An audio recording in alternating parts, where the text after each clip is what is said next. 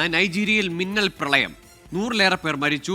മോക്വ നഗരത്തിലെ മാർക്കറ്റ് പ്രളയത്തിൽ മുങ്ങി. പ്രദേശത്തെ ഡാം തകർന്നതാണ് മരണസംഖ്യ ഉയരാൻ കാരണം. വിവരങ്ങളുമായി ലാൽ കൃഷ്ണ ന്യൂസ് ഡെസ്കിൽ നിന്ന് ചേരുന്നുണ്ട്. ലാൽ, എന്താണ് ഇപ്പോൾ അവിടുത്തെ സാഹചര്യം? രക്ഷാപ്രവർത്തനങ്ങൾ ഏത് നിലയിൽ? ഇനിയും നമുക്ക് ഈ മരണസംഖ്യ ഉയരാനുള്ള ഒരു സാധ്യതയുണ്ടോ, ഈ പ്രത്യേകിച്ച് ഈ ഡാമൊക്കെ തകർന്ന സാഹചര്യത്തിൽ? തീർച്ചയായിട്ടും ഗൂഗിൾ, ഇതൊരു ഏകദേശ കണക്ക് മാത്രമാണ്. നിലവിൽ വരുന്ന കണക്കനുസരിച്ച് 111 പേർ എന്നുള്ളതാണ്. പക്ഷേ അത് ഏകദേശ കണക്ക് എന്ന് തന്നെയാണ് അവർ പറയുന്നത്. അബൂജയിൽ നിന്ന് ഏകദേശം ഒരു 140 മൈൽ ദൂരെയാണ് മഖോ എന്ന് പറയുന്ന നഗരം. 2 പ്രധാന നദികളുടെ തീരത്താണ് ഈ നഗരം സ്ഥിതി ചെയ്യുന്നത്. കാലാവസ്ഥാ വ്യതിയാനമാണ് ഈ പ്രദേശത്തെ ഏറ്റവും കൂടുതൽ ബാധിക്കുന്നത്. അതായത് കാലാവസ്ഥാ വ്യതിയാനത്തെ തുടർന്ന് വലിയ രീതിയിലുള്ളൊരു വേനൽക്കാലമാണ് അവർക്ക് ഉണ്ടാകാറുള്ളത്. ചുട്ടുപൊള്ളുന്ന അവസ്ഥയാണ്. പക്ഷേ അതിന് തൊട്ടു പിന്നാലെ വരുന്ന മഴ എന്ന് പറയുന്നത് അവരെ രൂക്ഷമായി ബാധിക്കും. ചെറിയ അളവിലുള്ള മഴ പോലും വലിയ രീതിയിലുള്ള വെള്ളപ്പൊക്കം അവിടെ ഉണ്ടാക്കുന്നുണ്ടായിരുന്നു. പക്ഷേ ഇന്ന് വെള്ളിയാഴ്ച പെയ്ത കനത്ത മഴ എന്നുള്ളത് തന്നെയാണ്. ആ കനത്ത മഴയിൽ ഒരു ഡാം അങ്ങനെ തന്നെ തകരുകയും അത് ആ പ്രദേശത്തെ ആകെ വെള്ളക്കെട്ടിലാക്കുകയും പൂർണ്ണമായും വീടുകൾ ഭാഗികമായി തകർന്ന അവസ്ഥയിലേക്ക് എത്തുകയും ചെയ്തിരുന്നു. ഇത് നിരീക്ഷിച്ചുകൊണ്ടിരുന്ന ദുരന്ത നിവാരണ സേനാംഗങ്ങളാണ് ആദ്യഘട്ടത്തിൽ 20 മൃതശരീരങ്ങൾ കണ്ടെടുക്കുന്നത്.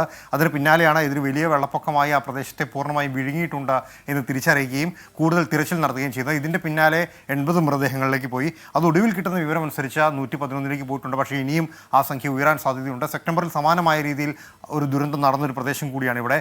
ആ സമയത്തും 40-ലേറെ പേർ മരിച്ചു എന്നുള്ളൊരു വിവരമുണ്ട്. എന്നാൽ പോലും അതിന് വേണ്ട മുൻകരുതലുകൾ സ്വീകരിക്കാൻ സാധിച്ചിട്ടില്ല. തുടർച്ചയായ വെള്ളപ്പൊക്കം ഉണ്ടാകുന്നൊരു പ്രദേശമായതുകൊണ്ട് തന്നെ അവിടെ വേണ്ട രീതിയിലുള്ള ക്രമീകരണങ്ങൾ ഏർപ്പെടുത്താനും സാധിക്കുന്നൊരു പ്രദേശമല്ല. മാത്രമല്ല മഖോ എന്ന് പറയുന്നത് കാർഷിക മേഖലയുമായി ബന്ധപ്പെട്ട കൂടുതൽ ആളുകൾ തിങ്ങി പാർക്കുന്നൊരു പ്രദേശം കൂടിയാണ്. അതുകൂടാതെ ആളുകൾക്ക് ഈ കാർഷിക ഉൽപ്പന്നങ്ങൾ വാങ്ങുന്നതിനും വിൽക്കുന്നതിനുമായി പല ആളുകൾ പലയിടങ്ങളിൽ നിന്ന് വരികയും താൽക്കാലികമായി അവിടെ തമ്പടിക്കുകയും പിന്നീട് അവിടെ നിന്ന് പിരിഞ്ഞു പോവുകയും ചെയ്യുന്നതാണ്. അത്തരത്തിൽ പലയിടങ്ങളിൽ നിന്ന് വന്നിരിക്കുന്ന ആളുകളാണ് ഈ അപകടത്തിൽ പെട്ടിരിക്കുന്നത് എന്നുള്ളതാണ് നിലവിൽ കിട്ടിയിരിക്കുന്ന വിവരം. ഇവരെ കുറിച്ചുള്ള വിവരങ്ങൾ പോലും ഇതുവരെ പൂർണ്ണമായും കണക്കാക്കാൻ സാധിച്ചിട്ടില്ല. നിലവിൽ കുടുങ്ങിക്കിടക്കുന്ന അവസ്ഥയിൽ മൃതദേഹങ്ങൾ ഉണ്ടാകാം, തകർന്നുപോയ കെട്ടിടങ്ങൾക്കുള്ളിലും മൃതദേഹങ്ങൾ ഉണ്ടാകാം എന്നുള്ളതാണ് കണക്കൂട്ടുന്നത്. അങ്ങനെയാണെങ്കിൽ മരണസംഖ്യ ഇനിയും ഏറാനുള്ള സാധ്യതയുണ്ട്.